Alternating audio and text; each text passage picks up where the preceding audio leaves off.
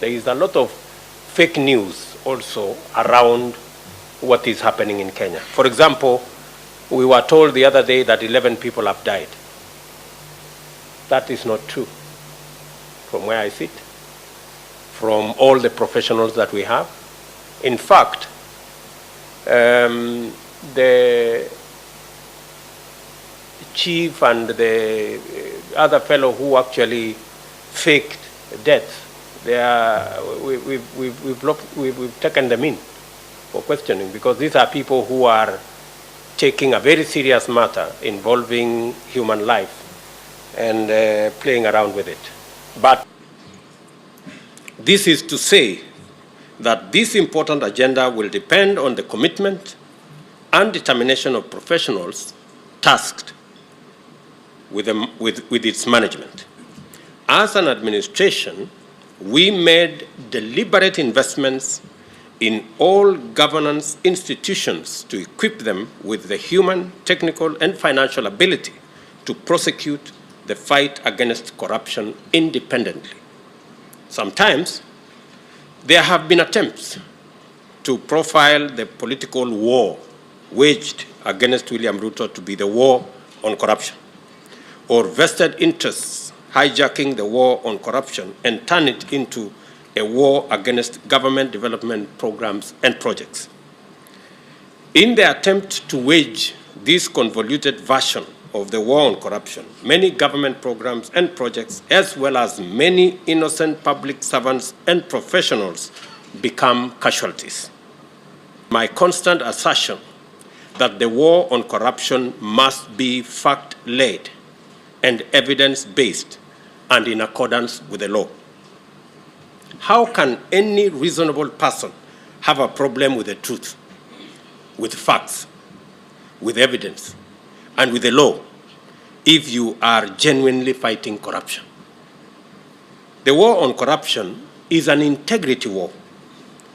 A war on corruption that lacks integrity ceases to be a war on corruption and becomes corruption itself. An integrity war waged selectively, using convenient cooked truths with political targets in mind, is impunity.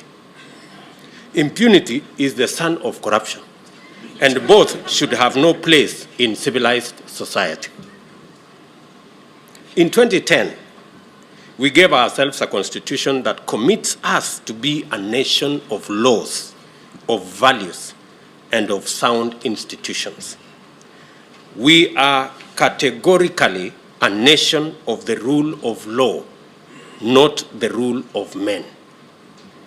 The practice of walking backwards on the rule of law, where a target is first identified, and then offenses formulated, and then evidence constructed, is a dangerous manifestation of impunity.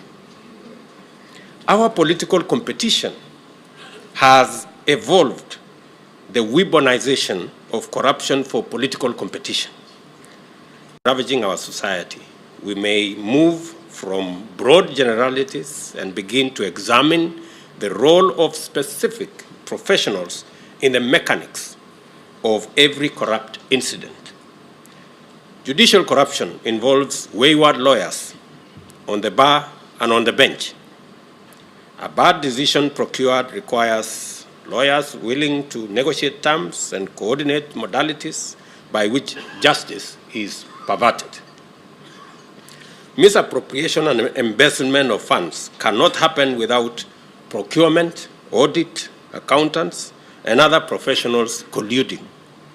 Similarly, bad roads are a direct consequence of engineers who compromise designs, poor supervision works, shortcuts taken, or substandard work approved as complete and due for payment. We cannot run away from the fact that professionals face many challenges. In fact, they do. Lecturers, for example, who award grades on the basis of inappropriate relations. Engineers who approve substandard and dangerous structures, putting many innocent lives at risk from possible collapse, as well as costly and substandard works, lawyers who formulate instruments and other arrangements, including legal opinions that become conduits in the theft of public resources, auditors who sign off cooked books that end up legitimizing misappropriation of public and private resources, accountants who manipulate numbers, occasioning loss of value in public and private sectors, surveyors and planners who facilitate expropriation of public land in shoddy and corrupt schemes, human resource managers who skew interviews and promotions and sacrifice merit at the shrine of tribalism and qualifications at the altar of nepotism, judges who auction justice to the highest bidder and consigning innocent people to untold suffering. We also have professional journalists who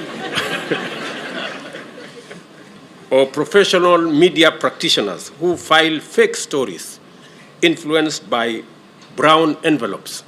It's true to state that, by and large, our most vexing challenges as a nation have a strong professional component, and they relate to our professionals failing to rise to their highest standard and full potential.